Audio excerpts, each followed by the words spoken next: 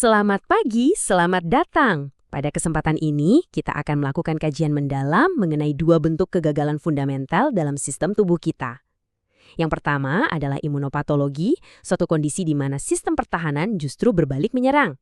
Dan yang kedua adalah neoplasia, di mana terjadi kegagalan kontrol pertumbuhan sel. Mari kita bersama-sama memahami bagaimana kedua proses ini menjadi dasar dari berbagai penyakit yang sangat serius. Agar pembahasan kita terstruktur, berikut adalah agenda yang akan kita ikuti.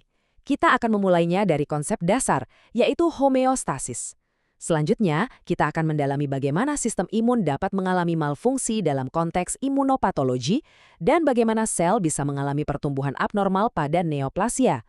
Setelah itu, kita akan membahas perbedaan esensial antara tumor jinak dan ganas, dan yang paling relevan bagi kita semua, kita akan melihat bagaimana peran laboratorium menjadi sentral dalam mendeteksi dan memonitor kondisi-kondisi ini.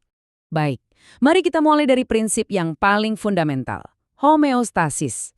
Anda bisa bayangkan homeostasis ini sebagai kondisi keseimbangan dinamis yang ideal di dalam tubuh.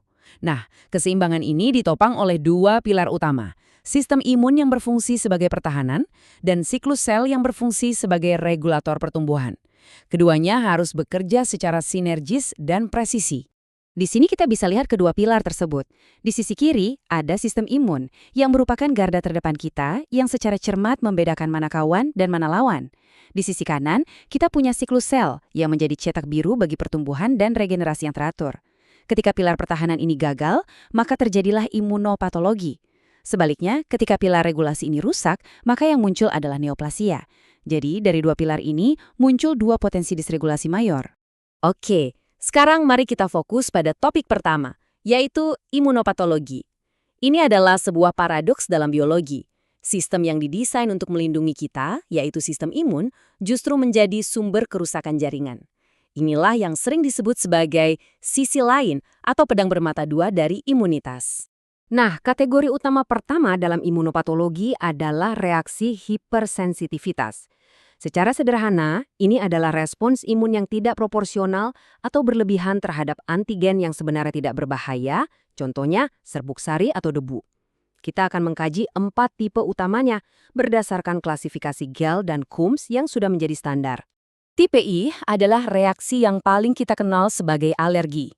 Reaksinya cepat dan dimediasi oleh antibodi spesifik, yaitu imunoglobulin E atau IgE.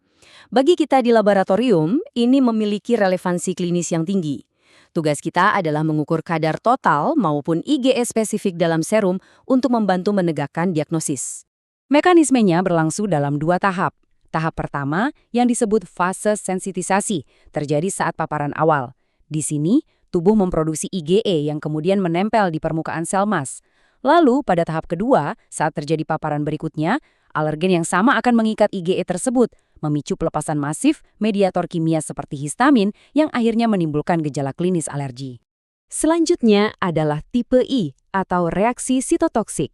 Di sini, antibodi, baik itu IgG atau IgM, berikatan langsung dengan antigen pada permukaan sel target, yang kemudian memicu lisis atau penghancuran sel tersebut. Contoh klinis yang paling dramatis dan relevan bagi analis laboratorium adalah reaksi transfusi hemolitik akibat ketidakcocokan golongan darah. Sekarang tipe 3, yang mekanismenya sedikit berbeda. Kerusakan di sini bukan disebabkan oleh antibodi tunggal, melainkan oleh kompleks antigen-antibodi yang terbentuk dalam sirkulasi. Kompleks ini kemudian mengendap di berbagai jaringan, seperti pada glomerulus ginjal dan memicu kaskade inflamasi.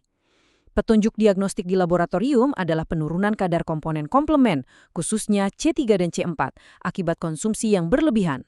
Dan yang terakhir, tipe IV. Ini adalah tipe yang unik karena satu-satunya yang tidak dimediasi oleh antibodi. Aktor utamanya di sini adalah limfosit T. Karena respons seluler ini membutuhkan waktu untuk rekrutmen dan aktivasi sel, reaksinya baru muncul setelah 24 hingga 72 jam, sehingga disebut juga sebagai reaksi hipersensitivitas tipe lambat. Bentuk lain dari imunopatologi yang juga sangat penting adalah autoimunitas. Ini bisa diibaratkan sebagai sebuah kegagalan sistem pengenalan diri atau self-tolerance. Akibatnya, sistem imun yang seharusnya menyerang patogen dari luar justru melancarkan serangan terhadap sel dan jaringan tubuh sendiri. Ini adalah sebuah konflik internal pada level molekuler. Dan disinilah peran laboratorium menjadi sangat krusial. Kita dapat mendeteksi penyakit autoimun dengan mengidentifikasi keberadaan autoantibodi spesifik. Ketika Anda melakukan tes dan menemukan hasil ANA yang positif, ini menjadi penanda serologis utama untuk penyakit lupus. Demikian pula saat Anda mengukur kadar RF, Anda memberikan data penting untuk diagnosis artritis rheumatoid. Laboratorium menjadi jembatan antara manifestasi klinis dan mekanisme patologisnya. Baik, sekarang kita berpindah ke pilar kedua yang mengalami kegagalan, yaitu neoplasia. Secara harfiah, neoplasia berarti pertumbuhan baru. Namun perlu digarisbawahi, ini adalah pertumbuhan yang bersifat otonom, tidak terkoordinasi, dan tidak responsif terhadap mekanisme kontrol pertumbuhan normal tubuh. Penting untuk kita pahami bahwa karsinogenesis atau pembentukan kanker adalah sebuah proses multitahap. Dimulai dari tahap inisiasi, yaitu adanya mutasi genetik irreversibel pada satu sel. Kemudian dilanjutkan dengan tahap promosi, di mana sel terinisiasi ini berproliferasi secara klonal.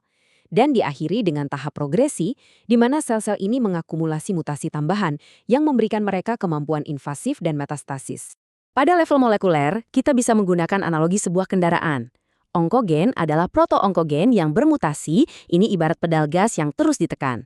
Lalu ada gen supresor tumor, seperti P53 yang berfungsi sebagai rem. Jika gen ini rusak, maka remnya blong. Terakhir, ada gen perbaikan DNA yang berperan sebagai mekanik. Jika mekaniknya tidak berfungsi, kerusakan kecil akan menumpuk hingga menjadi katastrofik. Sekarang, sebuah poin yang sangat fundamental dalam onkologi. Tidak semua neoplasma itu bersifat ganas atau kanker.